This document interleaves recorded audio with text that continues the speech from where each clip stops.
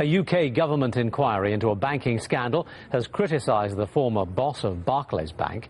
Bob Diamond's been accused of giving what it called highly selective evidence during his testimony to the Parliament's Treasury Select Committee. Diamond and several other Barclays executives were forced to resign last month after revelations that the bank had been manipulating interbank lending rates for years.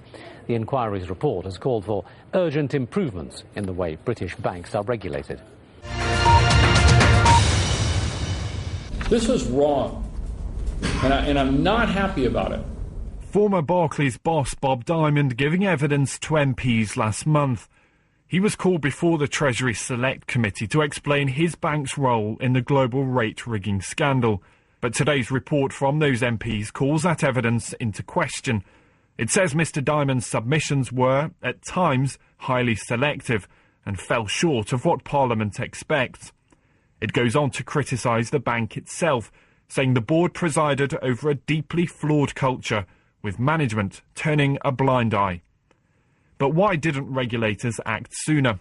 The report suggests the manipulation was spotted neither by the Financial Services Authority nor the Bank of England. They were too focused, it says, on box ticking and must devote more thought to where the risk really lies. Mr Diamond and Chairman Marcus Aegis did quit following the scandal, and a criminal investigation has now been launched. But the report also makes recommendations for reforms.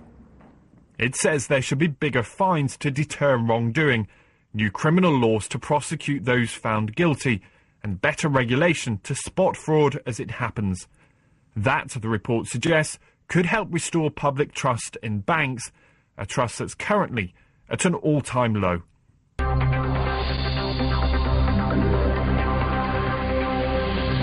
And while the Bank of England has been cleared of directing Barclays to artificially lower the LIBOR rate because Barclays was already doing it, it hasn't escaped judgment. Both the Bank of England and the Financial Services Authority have been criticised for failing to spot what was happening. And because of that, there are calls for urgent improvements to the way banks are run and regulated, to try and salvage something from what the report describes as the great damage done to the UK's reputation. We need to uncover these truths before we can move forward. So it does help the process of getting to a point where we do have a regulatory system and we do have banks that are properly run that do deserve the public's trust. So in that respect, it will hopefully in the long term do something good for restoring trust. And to move forward, the report calls for action, higher fines, a look at criminal law and stronger governance at the Bank of England. So Bob Diamond might be long gone, but the effects of this report are likely to be felt in the banking industry for some time.